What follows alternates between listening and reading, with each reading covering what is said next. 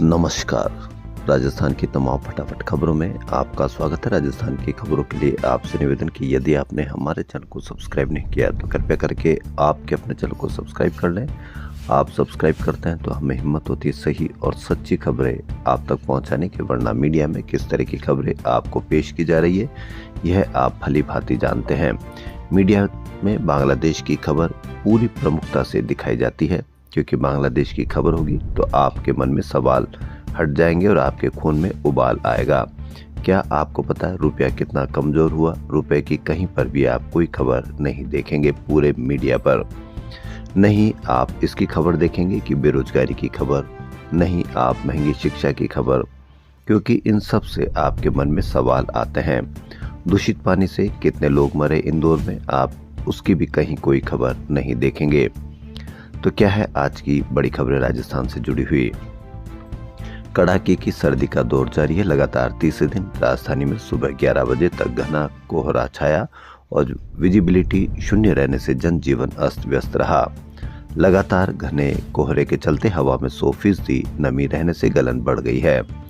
राजधानी में दिन का तापमान सामान्य से 4.7 डिग्री नीचे बना हुआ है और बुधवार को 17.6 डिग्री रिकॉर्ड हुआ। बीती रात न्यूनतम तापमान भी हल्की गिरावट होने के साथ 6.2 डिग्री दर्ज हुआ। लगातार कड़ाके की सर्दी के चलते अब अस्पतालों में वायरल से पीड़ित मरीजों की संख्या भी बढ़ने लगी है। अकेले एसएमएस अस्पताल में ओपीडी में मरीजों की संख्या 10,000 पार कर गई है। 1 जनवरी तक रोजाना 5,000 के आसपास मरीज आ रहे थे। 5 जनवरी को सबसे ज्यादा 10,878 मरीज अस्पताल दिखाने पहुंचे। अस्पताल में क्या मरीजों को कोई परेशानी हुई? नहीं हुई। आप कहीं पर भी कोई चर्चा देखने को नहीं मिलेगी। क्या उनको डॉक्टर समय पर मिला? क्या उनको दवाई समय पर मिली? आपको कहीं पर भी कोई चर्चा देखने को नहीं मिलेगी। वहीं राजस्थान सरकार स्कूल कॉलेजों में आर्टिफिशियल इंटेलिजेंस शिक्षा लागू करने की तैयारी कर रही है, लेकिन स्किल डेवलपमेंट पर करोड़ों खर्च करने के बाद भी छात्र रोजगार को तरस रहे हैं। सरकार का राजस्थान कौशल एवं आजीविका विकास निगम हर साल चयनित छात्रों को स्किल डेवलपमेंट कोर्स करवाता है। पिछले 2.5 साल में 3,65,489 युवाओं को स्किल्स के कोर्स करवाए। इनमें से मात्र 13% यानी 48,629 को ही रोजगार मिला और 87% हुनरमंद रोजगार का इंतजार कर रहे हैं। आपने इसकी कहीं कोई चर्चा, इसकी कहीं कोई खबर देखी नहीं देखी होगी, क्योंकि आपके बच्चों की बेरोजगारी से जुड़ी हुई ये खबर है। इसमें भी चौंकाने वाली बात यह है कि कई योजनाओं में प्लेसमेंट का प्रोविजन ही नहीं है, फिर भी कोर्स करवाए गए, और जिनमें 50% से ज्यादा रोजगार दिलाने का प्रोविजन है उनमें प्लेसमेंट ना के बराबर हो रहे हैं। इससे आप अंदाजा लगा लीजिए कि बांग्लादेश की खबर दिखाना जरूरी, क्योंकि बांग्लादेश की खबर होगी तो आपके मन में बेरोजगारी की खबर दूर दूर तक नहीं आएगी। तो इसलिए आप देखते रहिए बांग्लादेश की खबरें। समस्या और शिकायतों के निस्तारण के लिए आमजन को चक्कर न लगाने पड़े, इसलिए जेडीए ने ई जन सुनवाई शुरू की है। पहले दिन 10 मामलों की सुनवाई हुई। जयपुर एयरपोर्ट देश के चुनिंदा आर्टिफिशियल इंटेलिजेंट स्मार्ट एयरपोर्ट की श्रेणी में आ गया है। एयरपोर्ट पर एआई आधारित क्यू मैनेजमेंट सिस्टम लागू हो गया है। मारवाड़ की धरती पर उगने वाली औषधि अंतर्राष्ट्रीय पहचान के साथ कृषि ब्रांड के रूप में उभरी है। केंद्र ने नागौरी अश्वगंधा को जीआई टैग प्रदान किया है। सोजत की मेहंदी के बाद कृषि श्रेणी में यह राजस्थान का दूसरा बड़ा जीआई टैग है। एसआई भर्ती 2021 में शामिल रहे अभ्यर्थियों को 2025 की नई भर्ती में आयु सीमा में छूट देने वाली एकल पीठ के आदेश पर स्टे देने को चुनौती देने के मामले में सुप्रीम कोर्ट में शुक्रवार को सुनवाई होगी।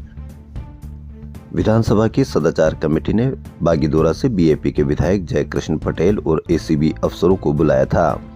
पटेल ने सदाचार कमेटी के सामने सबूत रखे, हालांकि कमेटी संतुष्ट नहीं दिखी। एक और बड़ी खबर, बेरोजगारों के लिए खबर, लेकिन सिर्फ छोटी सी खबर। जी हां, प्रदेश की जननी एक्सप्रेस एम्बुलेंस 104 सेवा बंद हुई। कहीं पर भी कोई चर्चा नहीं। गर्भवती महिलाओं को अस्पताल पहुंचाने वाली 104 जननी एक्सप्रेस एम्बुलेंस सेवा बंद कर दी गई है। ऐसे में 600 एम्बुलेंस पर काम कर रहे 1200 कर्मचारी बेरोजगार हो गए हैं। दूसरी तरफ एनएचएम की तरफ से चिकित्सा स्वास्थ्य एवं परिवार कल्याण विभाग की तरफ से आदेश जारी किया गया है 104 जननी एक्सप्रेस के प्रबंधन एवं संचालन की विस्तारित अवधि 10 दिसंबर 2025 थी, वह समाप्त हो गई। अब 108 आपातकालीन एम्बुलेंस द्वारा ही गर्भवती को अस्पताल पहुंचाया जाएगा। 104 सेवा अलग से लागू की गई थी ताकि क्योंकि समय पर वह गर्भवती महिलाओं को पहुंचा सके, लेकिन अब 104 को समाप्त कर दिया गया है। क्यों समाप्त किया गया? कहीं पर भी कोई चर्चा नहीं। बेरोजगार हो गए, कहीं पर भी कोई चर्चा नहीं। लेकिन बांग्लादेश की खबर प्रमुखता से, क्योंकि यदि आप बांग्लादेश की खबर देखोगे तो वहाँ किसको भगाते, किसकी मौत हुई, इसको आप देखेंगे तो आप यदि बेरोजगार भी हो गए तो आपको कहीं कोई फर्क नहीं पड़ेगा। 1200 कर्मचारी बेरोजगार, उनका परिवार, यानी कुल 10,000 लोगों पे इसका फर्क पड़ेगा, लेकिन कहीं पर भी कोई फर्क नहीं। भारतीय सेना की दृढ़ता, अदम्य साहस और वीरता को आम जन देखेंगे, जानेंगे और समझेंगे। जयपुर में पहली बार 78वें आर्मी डे के तहत गुरुवार से सीकर रोड स्थित भवानी निकेतन कॉलेज के ग्राउंड में अपनी सेना को जाने प्रदर्शनी शुरू होगी। 5 दिवसीय प्रदर्शनी में मिसाइल, ड्रोन, आर्मी के टैंक और ऑपरेशन सिंदूर में इस्तेमाल हुए हथियार सुबह 10:30 बजे से शाम 5:30 बजे तक देखे जा सकेंगे। राजनीतिक मामलों की कैबिनेट कमेटी ने बजट सत्र की शुरुआत के लिए 28 जनवरी और केंद्रीय बजट पेश करने के लिए 1 फरवरी की तारीख का प्रस्ताव देने पर सहमति जताई है। हालांकि तारीखों का अंतिम फैसला अभी लिया जाना बाकी है। राजस्थान हाईकोर्ट ने प्रिंसिपल से जुड़े तबादले मामले में ट्रांसफर पॉलिसी नहीं होने, शैक्षणिक सत्र के बीच अवधि में ही टीचर्स के सामूहिक तबादले करने और रेट की कार्यशैली पर सवाल उठाए हैं। हाईकोर्ट ने कहा कि शैक्षणिक सत्र के बीच टीचर्स का ट्रांसफर करना गलत है। राजस्थान में शिक्षा व्यवस्था बेहाल है। सरकार ने तबादलों पर रोक लगा रखी है। अगले महीने माध्यमिक शिक्षा बोर्ड की 10वीं और 12वीं की परीक्षाएं प्रारंभ होगी। संस्था प्रधानों पर परीक्षा की तैयारी का जिम्मा है। बोर्ड की प्रायोगिक परीक्षाएं प्रारंभ हो गई है। इसके बावजूद चहेतों को फायदा पहुंचाने के लिए न तो बोर्ड परीक्षा की तैयारी आड़े आ रही, न ही तबादलों पर लगा प्रतिबंध। एक दिन पहले ही शिक्षा विभाग ने 4 अलग अलग सूचियां जारी कर 412 प्रिंसिपल के तबादले कर दिए। इतना ही नहीं, पिछले 3 महीनों में शिक्षा विभाग में 6000 से अधिक प्रिंसिपल इधर उधर हो चुके हैं। मीडिया में बांग्लादेश की एक एक पल की खबर आपको दिखाई जाती है, जबकि यहाँ क्या हो रहा है, शिक्षा विभाग में कितनी गड़बड़ है, किस तरह से तबादले किए जा रहे हैं, किस तरह से परीक्षाओं पर इसका असर होगा, कहीं पर भी कोई बयान नहीं। बांग्लादेश की एक एक पल की लाइव क्रिकेट स्कोर की तरह आपको खबर दिखाई जाती है। प्रतिबंध के बावजूद लगातार हो रहे प्रिंसिपल तबादलों को लेकर अखिल राजस्थान विद्यालय शिक्षक संघ अरस्तु ने प्रधानमंत्री को शिकायत करने की घोषणा की है। संघ के प्रदेश अध्यक्ष रामकृष्ण अग्रवाल का कहना है कि बोर्ड की प्रायोगिक परीक्षाएं शुरू हो गई है। अगले महीने बोर्ड परीक्षाएं और फिर स्थानीय परीक्षाएं। स्कूलों में कोर्स अधूरा पड़ा है। सरकार ने तबादलों पर प्रतिबंध भी लगा रखा है। इसके बावजूद विभाग में इस तरह के तबादले होना समझ से परे है। राजस्थान की मेडिकल संस्थानों की फैकल्टी से जुड़ी खबर है। राजस्थान स्वास्थ्य विज्ञान विश्वविद्यालय ने संबद्धता प्राप्त 500 निजी संस्थानों में फैकल्टी की गड़बड़ी रोकने के लिए नया फैकल्टी मैनेजमेंट सिस्टम पोर्टल बनाया है। इसमें विश्वविद्यालय प्रशासन न केवल मॉनिटरिंग बल्कि जांच भी कर सकेगा। बांग्लादेश में एक व्यक्ति को भीड़ ने भगा भगा कर किस तरह से मार दिया, इसकी एक एक पल की खबर, पूरी चर्चा, पूरी कवरेज। लेकिन कानोता, जयपुर के पास कानोता में फैक्ट्री पर छापा, 15,000 किलो दाल जब्त, 521 कट्टों पर नहीं थी मैन्युफैक्चरिंग एक्सपायरी डेट। इससे कितने आदमी प्रभावित होंगे, कितने बीमार होंगे, उसकी खबर नहीं होती है। शुद्ध आहार मिलावट पर वार अभियान के तहत खाद्य सुरक्षा विभाग ने बुधवार को कानोता इलाके में कार्रवाई की। हीरावाला इंडस्ट्रियल एरिया स्थित एक दाल फैक्ट्री पर छापेमारी कर टीम ने 15,630 किलो दाल मौके पर ही सीज की। खाद्य सुरक्षा आयुक्त डॉक्टर टी शुभमंगला के निर्देश पर और सीएमएचओ जयपुर द्वितीय डॉक्टर मनीष मित्तल के नेतृत्व में गठित टीम ने मैसर्स KM इंडस्ट्रीज पर औचक निरीक्षण किया तो पाया कि गोदाम में सैकड़ों कट्टों में भरी हरी मूंग दाल और मूंग मोगर रखी थी। जांच में आया कि 30 किलो वजन के 521 सील्ड कट्टों पर नए मैन्युफैक्चरिंग डेट थी, न पैकिंग या एक्सपायरी डेट, न बैच नंबर और न ही कंपनी का पूरा नाम पता। इससे कहीं कोई फर्क नहीं पड़ता क्योंकि आप बांग्लादेश की खबर में इतने व्यस्त हैं कि आपको आपके स्वास्थ्य के साथ कौन खिलवाड़ करता है इसका भी आप पता नहीं चलता है। विकसित भारत में पुलिसिंग विषय पर राज्य स्तरीय पुलिस सम्मेलन 8 और 9 जनवरी को राजस्थान पुलिस अकादमी में होगा।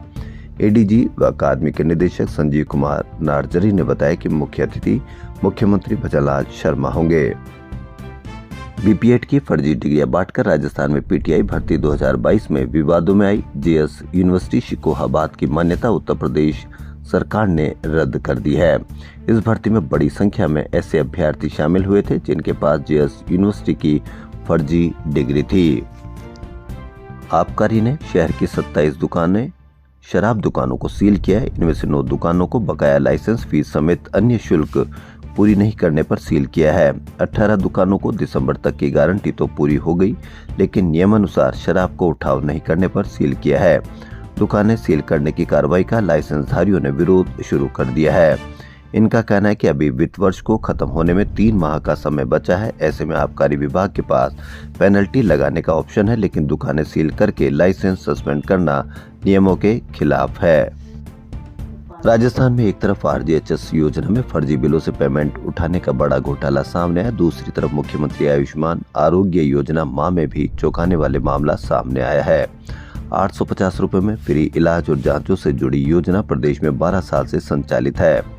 12 साल में इस योजना से राजस्थान के 1720 प्राइवेट अस्पताल ही जुड़े, वहीं पिछले 2 माह में ही आउटबाउंड पोर्टेबिलिटी के तहत उत्तर प्रदेश के 6182 अस्पताल जुड़ गए हैं। इनमें से ज्यादातर प्राइवेट अस्पताल हैं। एकाएक इतनी बड़ी संख्या में अस्पतालों के जुड़े जाने से योजना में फर्जीवाड़ा होने से आसार बढ़ गए हैं। भास्कर की बड़ी खबर, अगर फर्जीवाड़ा हो रहा है तो उसको पकड़कर उसको कड़ी से कड़ी सजा मिले, इस तरह से। लेकिन माँ योजना के ऊपर इस तरह की बात करना, कवरेज करना, इससे माँ योजना पर असर पड़ता है। मुख्यमंत्री भजनलाल शर्मा ने बुधवार को कार्यालय में 29वें राष्ट्रीय युवा महोत्सव में भाग लेने वाले युवा प्रतिभागियों से संवाद किया।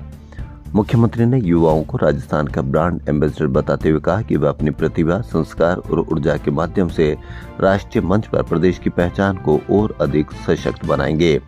संवाद के दौरान मुख्यमंत्री युवाओं के साथ 1-to-1 बातचीत की और उनके साथ सेल्फी भी ली। मुख्यमंत्री भजनलाल शर्मा ने कहा कि कांग्रेस शासनकाल में मनरेगा भ्रष्टाचार, फर्जी जॉब कार्ड और बेकार कामों का पर्याय बन गया था। अब विकसित भारत रोजगार एवं आजीविका मिशन गारंटी अधिनियम 2025 यानी बीबीजी रामजी से ग्रामीण रोजगार की तस्वीर बदलेगी। नए कानून में सालाना रोजगार की गारंटी 100 से बढ़ाकर 125 दिन कर दी गई है और गाँव में ठोस व टिकाऊ काम होंगे। अब देखना यह है कि कांग्रेस सरकार में मनरेगा भ्रष्टाचार, फर्जी जॉब कार्ड और बेकार कामों का पर्याय बन चुकी। अब किस तरह से इसको भ्रष्टाचार से मुक्त, फर्जी जॉब से मुक्त और बेकार कामों का बता रहे पर्याय, अब किस तरह से मुख्यमंत्री इसको उचित बनाएंगे। गत वर्ष की विजेता और खिताब की प्रबल दावेदार राजस्थान की पुरुष टीम ने वाराणसी में खेली जा रही 72वीं सीनियर नेशनल वॉलीबॉल चैंपियनशिप के क्वार्टर फाइनल में प्रवेश कर लिया है। देर रात खेले ग्रुप मुकाबले में अंतर्राष्ट्रीय सितारों से सजी राजस्थान टीम ने कर्नाटक पर 5 सेटों तक चले कड़े संघर्ष में जीत के साथ अंतिम 8 में जगह पक्की कर ली है। संयुक्त किसान मोर्चा के बैनर तले बुधवार को संग्रिया अनाज मंडी में हुई किसानों की महापंचायत शांतिपूर्ण रही। एथेनॉल फैक्ट्री हटाने और किसानों पर दर्ज मुकदमे वापस लेने की मांग को लेकर अब 11 फरवरी को तलवाड़ा में किसान महापंचायत का ऐलान किया है। वहीं रायसिंहपुरा भीलवाड़ा के स्थित कपड़ा फैक्ट्री में बुधवार को 2 श्रमिकों की मौत हो गई। हालांकि इसके कारणों का खुलासा नहीं हो पाया। लोगों में आक्रोश है। वहीं बीकानेर पंचायत समिति के कालासर गांव में मंगलवार रात करीब 387 खेजड़े के पेड़ को काट दिए गए। यह जमीन पर भारत सरकार के ऊर्जा मंत्रालय के अधीन नेशनल थर्मल पावर कॉरपोरेशन ने सोलर प्लांट लगाने के लिए किसानों से लीज पर ले रखी है। इस जमीन पर 5 महीने में दूसरी बार बड़ी संख्या में पेड़ काटे गए हैं। ग्रामीणों में जताया आक्रोश, लेकिन सब जगह कहीं पर भी कोई चर्चा नहीं। राजस्थान की खबरों में फिलहाल इतना ही। धन्यवाद।